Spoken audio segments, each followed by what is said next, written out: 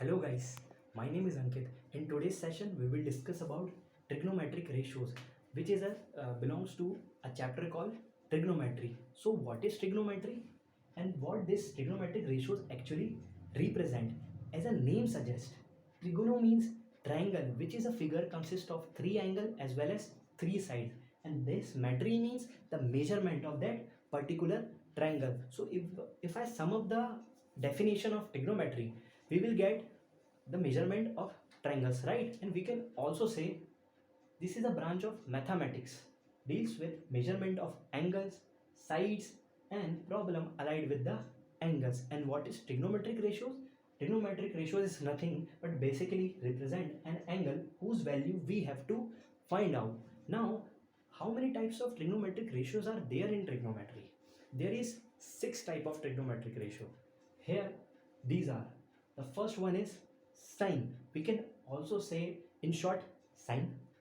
This is cosine. We can also pronounce it cos. The tangent, we can also pronounce it tan. And the fourth one is secant. We can also pronounce it sec. The fifth one is cosecant. We can also pronounce it cosec. The last one is cotangent, and we can also pronounce this cotangent as a cot. So these all are the trigonometric ratios that trigonometry have. Now the question occurs, how to apply these trigonometric ratios in a triangle, right? So here I mention in this title that right angle triangle.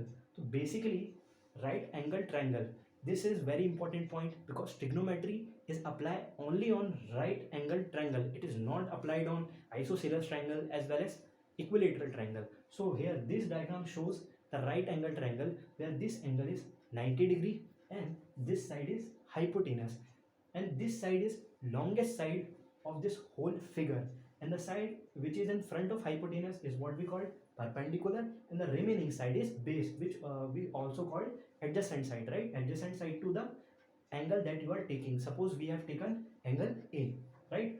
So if we have to find a value of sine A, what you have to do, you basically have to find a ratio of two sides, and those sides are perpendicular and hypotenuse. Perpendicular is the side which is in front of this angle, and hypotenuse is the side which is in front of perpendicular. Similarly, if you have to find a value of cos A, what you have to do, you have to take a ratio of base and hypotenuse.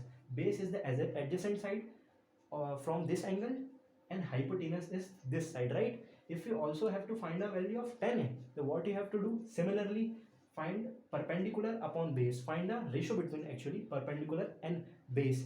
And now if you have to find the value of these other three ratios, you don't have to do a lot of work because you just have, what you have to do, just reciprocal the value of sine A, you will get a value of cosec A.